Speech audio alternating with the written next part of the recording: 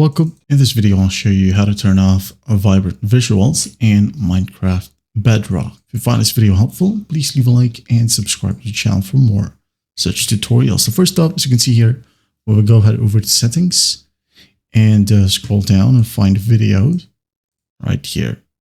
As you can see, we won't be able to click on a drop down from graphics mode. So to be able to access this setting, just quit the game. All right, save and quit.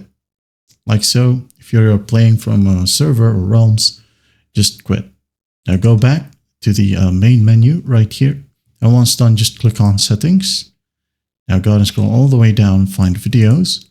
Right here, as you can see, under graphic mode, the drop down is now enabled or accessible. Just click on it. Now go ahead and select a simple, fancy, or if ray tracing is available on your GPU, go ahead and select it if you want.